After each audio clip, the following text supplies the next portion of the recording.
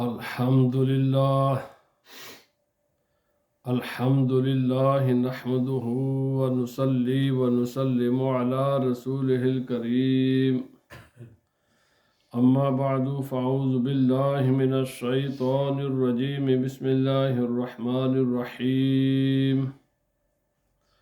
سبحان الذي أسرى بعبده ليلا من المسجد الحرام إلى المسجد الأقصى الذي باركنا حوله لنريه من آياتنا إنه هو السميع البصير صدق الله العظيم إن الله وملائكته يصلون على النبي يا أيها الذين آمنوا صلوا عليه وسلموا تسليما اللهم صل على سيدنا ومولانا محمد وعلى آله وأصحابه سيدنا ومولانا محمد وبارك وسلم عليه الصلاة والسلام عليك يا سيدي يا رسول الله وعلى آلك وأصحابك يا سيدي يا حبيب الله اللہ رب العزت جل جلالہ وعظم شانہ کی حمد و ثنا اور نبی اکرم رحمت مجسم صلی اللہ علیہ وسلم کے دربار گہربار میں ہدیہ درود و سلام عرض کرنے کے بعد معزز حضرات، ماہ رجب المرجب اسلامی سال کا 7واں مہینہ اپنے اختتام کو پہنچ رہا ہے، اور اس ماہ مقدس کی 27 تاریخ کو مشہور روایت کے مطابق اللہ رب العزت نے رسول اللہ صلی اللہ علیہ وسلم کو وہ عظمت، وہ شان، وہ کمال عطا کیا کہ جو عظمت، جو شان اللہ تعالیٰ نے سیدنا آدم علیہ السلام سے لے کر تا سیدنا عیسیٰ علیہ السلام کسی رسول، کسی پیغمبر کو وہ عظمت اور شان خدا تعالیٰ نے عطا نہ فرمائی، یعنی معراج شریف۔ معراج شریف یہ رسول اللہ صلی اللہ علیہ وسلم کی ان خصوصیات میں سے ہے کہ جن خصوصیات میں کوئی بھی دوسرا آپ کے ساتھ شریک اور شامل نہیں ہے۔ قرآن مقدس نے اس عظمت و شان کو 2 صورتوں میں بیان کیا، سورہ بنی اسرائیل میں اور سورۃ النجم میں اس کا ذکر ہے، اور رسول اللہ صلی اللہ علیہ وسلم نے جب اس کو بیان فرمایا تو بہت سے صحابہ کرام نے رسول اللہ صلی اللہ علیہ وسلم کے اس سفر معراج کو بیان کیا، اور حضرت امام بخاری، امام مسلم اور دیگر بہت سے محدثین نے، بہت سے صحابہ کرام، تابعین، تبع تابعین کے مختلف اسناد کے ساتھ اس عظمت و شان کو بیان کیا اور بڑے تفصیل کے ساتھ بیان کیا۔ تمام مفسرین جب بھی وہ قرآن حکیم کی تفسیر لکھتے ہیں تو وہ ان 2 مقامات پر رسول اللہ صلی اللہ علیہ وسلم کے اس معجزے کو بڑی اہمیت کے ساتھ لکھتے ہیں، اور رسول اللہ صلی اللہ علیہ وسلم کے تصدق میں توسل سے اللہ تعالیٰ نے اس امت کو بڑی بڑی نعمتیں اس رات کو عطا کی، اور اللہ تعالیٰ نے رسول اللہ صلی اللہ علیہ وسلم کو جنت کی سیر کروائی، جہنم کی بھی دکھلائی، تاکہ آپ صلی اللہ علیہ وسلم اپنی امت کو جو اس دنیا کے خاتمے کے بعد انسانوں کے ساتھ ہونا ہے، تمام حالات کو، تمام احوال کو خود اپنی آنکھوں سے ملاحظہ کرے اور جا کر اپنی امت کو بتا دے۔ تو نبی پاک صلی اللہ علیہ وسلم نے ساری تفاصیل بیان کی ہیں۔ قرآن مقدس میں اللہ پاک نے فرمایا سبحان الذی اسری بعبدہ، پاک ہے وہ ذات جو لے گئی اپنے خاص الخاص بندے کو۔ الفاظ کا یہ جو ترتیب ہے یہ بتاتی ہے کہ واقع معراج پر اعتراض کرنے والے کمپلیٹلی، مکمل طور پر وہ ناسمجھ ہیں اور ان کے اعتراض بے جا اور بے بنیاد ہے۔ اس لیے کہ اللہ پاک نے فرمایا سبحان اللہ جی، وہ ذات پاک ہے جو لے گئی اپنے بندے کو۔ بھائی اعتراض تو تب بنتا نا کہ اگر رسول اللہ صلی اللہ علیہ وسلم فرماتے میں گیا ہوں، خدا نے فرمایا میں گیا نہیں، میں لے گیا ہوں، اور میری شان کیا ہے، ان اللہ علی کل شیء قدیر، جو چاہوں سو کروں، میں ہر چیز پر قادر ہوں۔ میرے لیے اپنے محبوب صلی اللہ علیہ وسلم کو اس ساری کائنات کی سیر کرانا، خانہ کعبہ سے مسجد اقصیٰ تک، مسجد اقصیٰ سے پھر پہلا آسمان، پھر دوسرا، تیسرا، چوتھا، پھر آگے، پھر جنت، دوزخ، پھر سدرۃ المنتہا، لوح و قلم اور عرش الہی، مکان و لا مکان کی سیر کرانا، تم مجھے اپنے پر قیاس نہ کرو، تم عاجز ہو، میں ہر قسم کے عجز سے پاک ہوں، میں قادر ہوں، میں جو چاہوں سو کروں۔ یہ اور یہ اسی لیے عقیدے کا یہ مسئلہ ہے۔ تمام کتب عقائد میں یہ لکھا ہوتا ہے کہ رسول اللہ صلی اللہ علیہ وسلم کا سفر معراج حق ہے۔ اس کے آگے تفصیل ہے، لیکن جو مطلقاً معراج مصطفیٰ صلی اللہ علیہ وسلم کا منکر ہے وہ دائرہ اسلام سے خارج ہے۔ اور فرمایا بعبدہ، رسول اللہ صلی اللہ علیہ وسلم کو یہ جو معراج ہے یہ خواب کا واقعہ نہیں ہے، اور یہ ایسا بھی نہیں کہ بس روحانی معراج ہوئی ہے۔ فرمایا نہیں، اللہ تعالیٰ نے رسول اللہ صلی اللہ علیہ وسلم کو جسمانی بیداری میں یہ عظمت عطا کی ہے۔ تمام کتب عقائد میں یہ بات اسی وضاحت کے ساتھ لکھی جاتی ہے۔ اہل سنت و جماعت کا یہ عقیدہ ہے کہ رسول اللہ صلی اللہ علیہ وسلم کو یہ جو شان معراج ہے یہ نہ تو روحانی ہے بلکہ یہ روح مال جسم ہے۔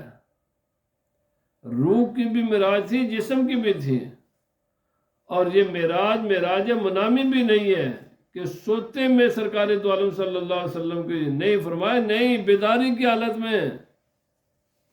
اور وہ قرآن پاک کی آیات اور رسول اللہ صلی اللہ علیہ وسلم کے ارشادات و فرمودات سب کے سب اسی بات پر دلالت کرتے ہیں۔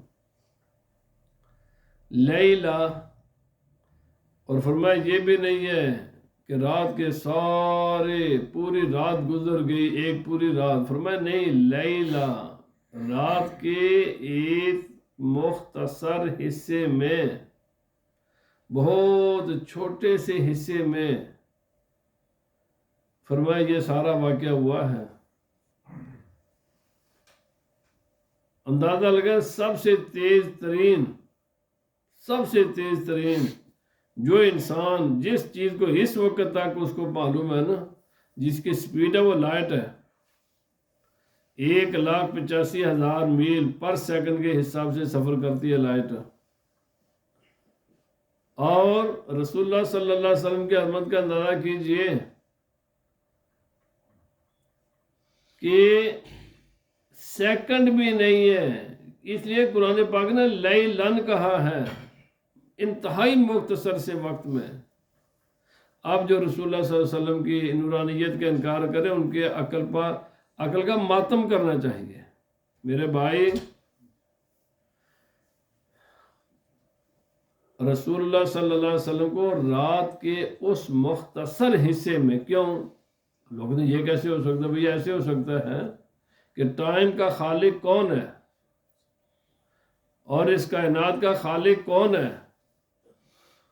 یہ ساری کائنات کس کے حکم سے چلتی ہے؟ جس کے حکم سے چلتی ہے اس کی مرضی ہے. چاہے کہ تو ٹائم کو مختصر کر دے اور چاہے کہ ٹائم کو روک لے، چاہے اس کائنات کو چھوٹا بنا دے، اس کی مرضی ہے. لیلا من المسجد الحرام الی المسجد الاقصی، فرمایا اس ذات نے رات کے مختصر سے حصہ میں مسجد حرام سے لے کر مسجد اقصی تک. کیوں؟ عقلاً، تجربے کے اعتبار سے یہ بات تو ہر انسان سمجھتا ہے کہ جو ایک مہینے کا سفر ہے، رسول اللہ صلی اللہ علیہ وسلم نے فرمایا میں آج رات خانہ کعبہ سے مسجد اقصی گیا بھی واپس بھی آیا. جب یہ بات ثابت ہو جائے گی تو بعد والی باتوں کے انکار کو احمق ہی کرے گا. اسی لیے جب رسول اللہ صلی اللہ علیہ وسلم واپس تشریف لائے، کفار مکہ نے ان کے ہاتھ میں تو ایک بہت بڑا ہتھیار آ گیا تھا، اور دوڑا دوڑا ابو جہل حضرت ابوبکر صدیق کے پاس گیا. یہ کیسے ہو سکتا ہے؟ پھر سرکار دو عالم صلی اللہ علیہ وسلم کو مجمع سجا کر بلا کر فرمایا، کہا گیا کہ آپ بتائیں کیا ہوا. نبی پاک صلی اللہ علیہ وسلم نے جب سارے واقعات سنائے تو چونکہ اہل مکہ وہ تجارت کے غرض سے دمشق میں بیت المقدس میں آیا جایا کرتے تھے، کئی بار انہوں نے مسجد اقصی دیکھی ہوئی تھی. رسول اللہ صلی اللہ علیہ وسلم سے وہ سوال کرنے لگے. اب ایک آدمی کا دعویٰ یہ تھا کہ رات کے مختصر سے حصے میں گیا اور واپس آ گیا. ان سے مسجد اقصی کی تفصیلات پوچھنا تو یہی ان کی حماقت کی دلیل تھی. لیکن اس کے باوجود پوچھا انہوں نے، ایک ایک سوال کیا. اس کی کھڑکیاں کتنی ہیں، دروازے کدھر ہیں، دروازوں کا رخ کدھر ہے، اس کے چھتیر کتنے ہیں، اس کا یہ کیا ہے، اس کا وہ کیا ہے. رسول اللہ صلی اللہ علیہ وسلم نے تمام سوالات کے جوابات دیے، اور ایک بھی کافر کو ایک بھی سوال کے جواب کی تردید کی ضرورت نہیں ہوئی تھی. حدیث پاک میں آتا ہے، فرمایا اللہ تعالیٰ نے مسجد اقصی کو بیت المقدس سے اٹھایا اور شہر مکہ میں رسول اللہ صلی اللہ علیہ وسلم کے سامنے پیش کر دیا، اور وہ سوال کرتے، رسول اللہ صلی اللہ علیہ وسلم ادھر مسجد اقصی کی دیکھتے اور پھر جو بھی سوال کرتے اس کا جواب دیتے. تو فرمایا من المسجد الحرام الی المسجد الاقصی. یہ نا حضرت ابوبکر صدیق رضی اللہ تعالیٰ عنہ کے عظمت و شان میں یہ جو آیت نازل ہوئی تھی نا کہ والذی جاء بالصدق وصدق به اولئک هم المتقون، یہ اسی موقع پر نازل ہوئی تھی کہ جب کہا کہ جناب آپ تو رسول اللہ صلی اللہ علیہ وسلم کے بڑے سپورٹر ہیں، حامی ہیں، آپ نے تو یہ دعویٰ کر دیا ہے. تو آپ نے فرمایا ہم یہ تو دعویٰ نا یہاں سے مسجد اقصی تک جانے کا، ہم ہر روز تصدیق کرتے ہیں کہ جبرائیل علیہ السلام عرش سے اللہ کا پیغام لے کر آتے ہیں، رسول اللہ صلی اللہ علیہ وسلم کو سناتے ہیں، واپس جاتے ہیں. یہ کون سے اچنبے والی بات ہے اتنی طاقت تو خدا نے رسول اللہ صلی اللہ علیہ وسلم کے غلام کو عطا کی ہوئی ہے، رسول اللہ صلی اللہ علیہ وسلم کے خادم کو عطا کی ہوئی ہے۔ جبرائیل علیہ السلام کی یہ طاقت ہے، کہاں سدرۃ المنتہا، کہاں شہر مکہ، روزانہ قرآن پاک کی آیات لے کر جبرائیل علیہ السلام آتے ہیں۔ ہم تو اس بات کے روزانہ تصدیق کرتے ہیں، جس کے غلام کی یہ شان ہے اس کے آقا کی عظمت کیا ہوگی۔ اللہ پاک نے فرمایا والذی جاء بالصدق وصدق بہ اولئک هم المتقون۔ حضرت صدیق اکبر رضی اللہ تعالیٰ عنہ کی عظمت میں خدا تعالیٰ نے فرمایا ایک وہ ذات ہے جو سچائی لے کر آئی۔ معراج النبی صلی اللہ علیہ وسلم سچائی ہے، یہ دعویٰ سچائی پر مبنی ہے، صداقت حقانیت پر مبنی تھا، اور ایک وہ ذات ہے کہ جس نے اس کی تصدیق کی ہے۔ حضرات گرامی، من المسجد الحرام الى المسجد الاقصى الذي بارکنا حولہ، وہ مسجد اقصی کہ جس کے قرب و جوار میں ہم نے برکتیں رکھی ہیں۔ مسجد اقصی، مسجد کا برکت ہونا، یہ تو بات ہر مسلمان کو سمجھ آتی ہے۔ اللہ پاک نے یہ نہیں فرمایا کہ مسجد اقصی برکت والی ہے، فرمایا مسجدیں تو ساری برکت والی ہیں، مسجد اقصی تو اور زیادہ برکت والی ہے۔ فرمایا اس کا قرب و جوار، اس کا سراؤنڈنگ ایریا وہ بھی برکت والا ہے۔ علماء فرماتے کیوں؟ سبحان، فرمایا الذی بارکنا حولہ، فرمایا برکت والا اس لیے ہے کہ بیت المقدس میں مسجد اقصی کے سراؤنڈنگ ایریا میں کئی انبیاء اکرام کی قبور ہیں، ان کے مزارات ہیں، ان کے مزارات ہیں، جہاں پر خدا تعالیٰ، جہاں اللہ کے نبی، اللہ کے ولی کے اجساد ہوتے ہیں، وہاں خدا کی برکتیں نازل ہوتی ہیں۔ الذی بارکنا حولہ لنریہ من آیاتنا، اللہ رب العزت نے فرمایا یہ ہم نے اپنے محبوب صلی اللہ علیہ وسلم کو یہاں سے مسجد اقصی تک لے گئے، مسجد اقصی سے پھر آسمان پر، پھر آسمانوں سے سدرۃ المنتہا پر، پھر آگے جناب عرش الہی پر، پھر اس کے آگے مکان لا مکان میں۔ فرمایا کیوں یہ سفر کیوں کرایا گیا؟ فرمایا اس لیے کہ لنریہ من آیاتنا، تاکہ ہم اپنی قدرت کی نشانیاں رسول اللہ صلی اللہ علیہ وسلم کو دکھائیں۔ رسول اللہ صلی اللہ علیہ وسلم کو اللہ تعالیٰ نے اپنی قدرت کی نشانیاں دکھانے کے لیے، اور اسی لیے صرف قدرت کی نشانیاں نہیں خدا تعالیٰ نے دکھائیں، واحد ذات جو اہل سنت و جماعت کا مشہور معتمد عقیدہ ہے وہ یہ ہے کہ اس کائنات میں جس میں ہم بس رہے ہیں، اس جسم کے جو اس کے سر میں آنکھیں ہیں، ان آنکھوں کے ساتھ اللہ رب العزت کی حالت بیداری میں جس شخصیت نے زیارت کی ہے نا، وہ صرف ایک ہی ذات ہے، وہ رسول اللہ صلی اللہ علیہ وسلم ہے۔ حضرت موسیٰ علیہ السلام نے التجا کی، خواہش کا اظہار کیا، لیکن آپ برداشت نہ کر سکے، ریفلیکشن کو بھی برداشت نہیں کر سکے تھے۔ فرمایا لنریہ من آیاتنا، تاکہ ہم دکھائیں، اور نشانیاں نہیں دکھائیں، اپنا جلوہ بھی دکھایا، اپنا جلوہ بھی دکھایا۔ اگرچہ اس مسئلے میں اہل سنت و جماعت میں دو رائے ہیں۔ ایک رائے ہے کہ اللہ رب العزت کی اس دنیا میں زیارت کسی کے لیے ممکن نہیں ہے، ایون رسول اللہ صلی اللہ علیہ وسلم کو زیارت خدا کی ذات کی نہیں ہوئی، لیکن ہمارا اہل سنت و جماعت ہی کا ایک بڑا طبقہ وہ بھی ہے جو اس بات کا قائل ہے، اور وہ ویسے قائل نہیں ہے، دلائل کے ساتھ ہے، دلائل ہے اس پر کہ رسول اللہ صلی اللہ علیہ وسلم کو خدا تعالیٰ نے اس رات کو اپنی ذات کی زیارت عطا فرمائی۔ قیامت کے روز مرنے کے بعد جنت میں تو اللہ تعالیٰ یہ اپنے نبی پاک صلی اللہ علیہ وسلم کے اتفاق سرکار کے غلاموں کو بھی یہ عطا کرے گا، اور یہ جنت کی سب سے بڑی نعمت ہوگی۔ اس سے بڑی جنت میں کوئی نعمت نہیں ہے کہ بندے کو اللہ رب العزت کی زیارت ہوگی، یہ سب سے بڑی نعمت ہے۔ بہرحال عقائد کی باتیں ہیں، یہ کتابوں میں ہیں، علماء کے لیے یہ چیزیں ہیں۔ میں عامت عرض کر رہا ہوں کہ لِنُرِيَهُ مِنْ آیاتنا إِنَّهُ هُوَ السَّمِيعُ الْبَصِيرُ، بے شک وہ ذات سننے والی بھی ہے، دیکھنے والی بھی ہے۔ علماء فرماتے ہیں انہو، یہ جو ہو ضمیر ہے یہ واحد کی ضمیر ہے، اور ہر ضمیر کا ایک مرجع ہوتا ہے۔ فرمایا اس ضمیر کا مرجع کیا ہے؟ فرمایا دونوں ہی ممکن ہے۔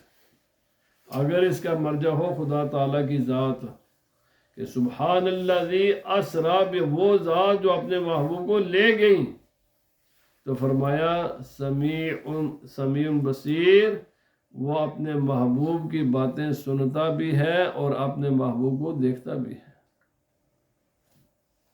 اگر اس کا معنی ہو وہ سننے والا بھی ہے، دیکھنے والا بھی ہے، اور اس کا اگر مرجع ہو جانے والی ذات،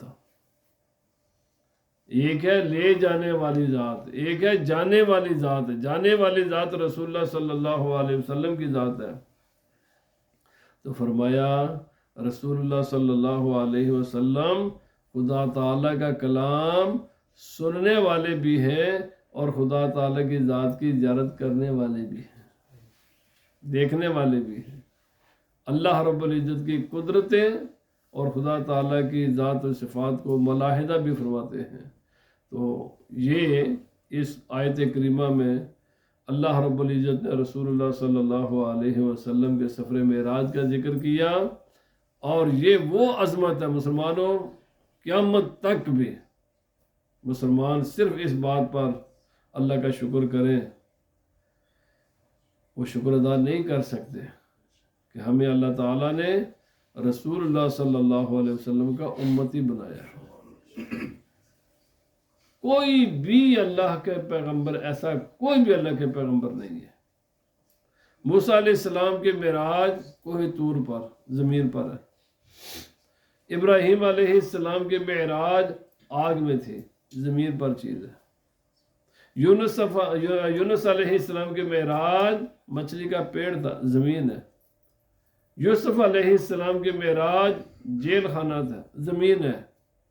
کسی بھی پیغمبر کو اللہ، حضرت ادریس علیہ السلام کو خدا تعالیٰ نے اٹھایا قرآن پاک میں، وہ بھی چوتھے آسمان پر ہے۔ عیسیٰ علیہ السلام کو خدا تعالیٰ نے بلندیاں عطا کی، وہ دوسرے آسمان پر ہے۔ لیکن جو بلندی، جو عظمت اللہ رب العزت نے رسول اللہ صلی اللہ علیہ وسلم کو عطا کی، وہ اپنے پوری مخلوق میں ایک وہ جگہ تھی کہ جہاں پر جبرائیل علیہ السلام نے بھی معذرت کر لی تھی، یا رسول اللہ صلی اللہ علیہ وسلم اگر ایک بال کے برابر بھی یہاں سے آگے میں بڑھوں نا، میرے پر جل جائیں گے۔